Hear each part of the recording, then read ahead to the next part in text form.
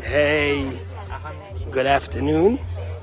I just finished my niece's chuppah right here in Stellenbosch in South Africa, in Cape Town. I just wanted to share our Torah for the day. In this week's Torah portion, we read the story of Joseph and his brothers and how they throw him into the pit and then they take him out and they sell him into slavery and he ends up in Egypt.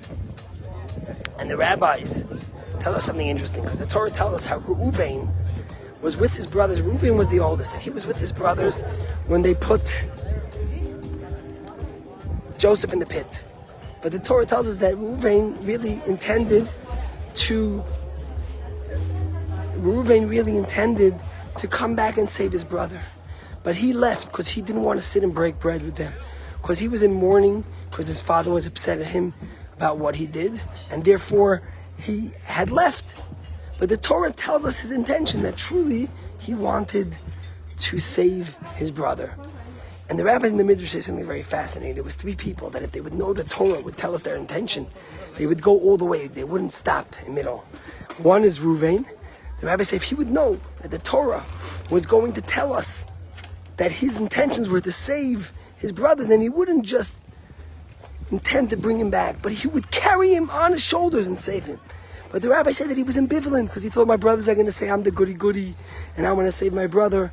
So therefore he didn't go all the way. But if he would know what the Torah would write, he would go all the way. The second one is Moses and Aaron. When God tells Moses to be the leader to take the Jewish people out of Egypt, Moses was worried that his brother Aaron was older. But the Torah gives his testimony that when Moses came to tell Aaron, Aaron went out to him cheerfully. And the rabbis say if Aaron would know what the Torah would say, he would not just come out cheerfully, but he would come out with trumpets and with singing. But Aaron was ambivalent, because he said, the Jews are going to say I'm goody, I'm trying to be kind because of my brother, and I don't want to say how I feel. So he was ambivalent. And the third one is Boaz. When Ruth, who became the grandmother of King David, came and she was hungry and she had nothing, and Boaz fed her, and he fed her parched wheat. And the Torah tells us about his kindness.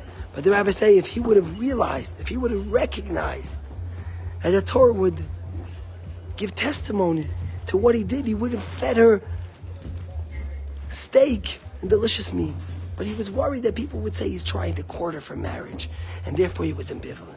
But the crux of the conversation the Torah is telling us, the thing that underlies all three people, is that ambivalence led them not to go all the way and to do the thing they were supposed to.